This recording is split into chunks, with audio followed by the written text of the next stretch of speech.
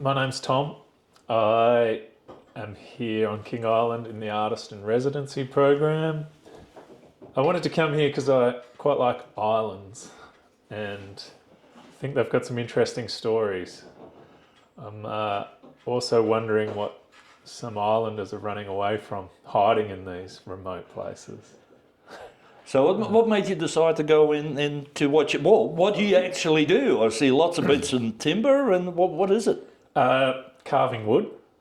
I'm a bit inspired by Tasmania's forests, the different types of timber. I think it's quite beautiful, different species, types of trees, things people make on the island. Quite inspiring. What's your background? How did you get into it?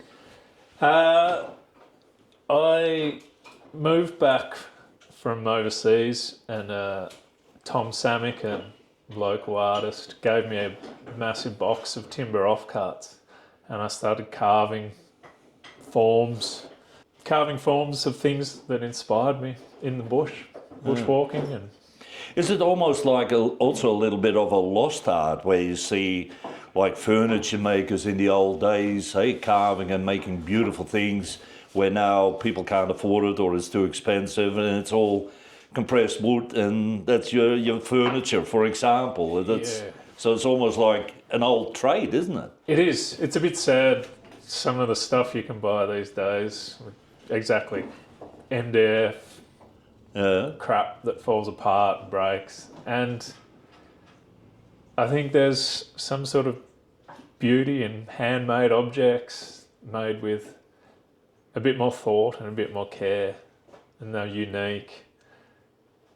And using hand tools is I find it quite therapeutic, slow, there's no noise. And, Can you say you feel what you're doing with the hand tools? Definitely.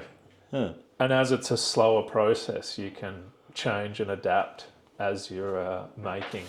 I suppose you're looking at it more as opposed to using machinery, which is more industrial, heavy, loud. I think the beauty is the hand tools, knives and gouges. Now, you have a few men here from the band Shed that they produce lots and create lots of things too. They're Shed at Phoenix House. What do you do with them? It's like I see a picture there and a bit of wood. What's the whole program? I've just been running a little workshop called Timber Tetris, where we're making mini sculptures with a random amount of offcuts, mainly using dowel joints. For example, I took a photo of a toy car and the Curry Lighthouse here, and then I recreated them using the timber offcuts. So we've got the lighthouse, a little toy car. Just a fun workshop experience, making something that's not utilitarian. It doesn't have a use. Yeah, a different take on art and woodwork. So what do you like people to take away from it when they have been to one of your workshops? The challenge and the fun. Making something, as I said, that's not utilitarian. It's sculptural. It's something new to them. Using dowel joints and something outside of their square of interest. So is it also like somebody that can't paint, here's a brush and paint, try something, be creative? Is it similar with wood and with what you do? Yeah, I'm trying to overcome that hurdle of having a blank canvas and not coming up with something by taking a photo of something they find interesting around the wharf to then create. So people in the other workshop made amazing birds or a tractor, or someone did the Norfolk Island pine out the front here. You said you love islands. Has King Island inspired you in a certain way that you say, oh, with the experience on the island there, I'm going to create this or something? I don't know, you tell me. Yeah, definitely. As I said, the stories are quite fascinating. From things like I met an old duck who used to party with Molly Meldrum and Gary Glitter, to other stories about infrastructure projects and the weird dealings going on. Other stories that I've painted that I've found quite amusing. The tiger leeches on the Curry footy ground, for example. But probably the takeaway thing is this example I've got here with finding plastic on the beach and finding those forms quite interesting. So very different to the bush forms that I've carved previously. Finding these plastic forms, which I've tried to recreate with timber, was a pretty unique little takeaway from hanging out on King Island.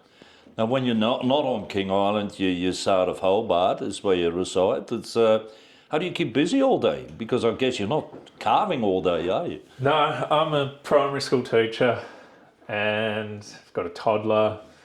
So yeah, very busy through the weeks. Would you love to be able to make this, say, your living? You... Definitely. I really enjoy making, and I've got plenty of ideas to make different things. Share one with us. Share one with us. I'd like to build a massive playground with sculptures for kids, like a jungle gym type thing with huge logs and forms to climb up. That's one big project I'd like to do. I'm making some totems at home with chainsaws that I quite enjoy. More sculptures, some slab furniture. I quite enjoy starting with a chainsaw and working down to hand tools, to gouges and to create texture. What do you think of the whole idea of the artist in resident program, like what the King Island Gallery is doing here? I think it's a brilliant program. I feel very privileged and honoured to be here. More islands should do it. I find it really beneficial. I hope the residents here do as well. So when you go back to Hobart and somebody says, "You've been to King Island, Tom, what was it like?" I'll tell them it's windy, but I would highly recommend it to come. You get this beautiful little studio to work in, meet interesting people, try and find out some of these weird stories that happen on weird islands, and hopefully they can inspire other artists to make stuff.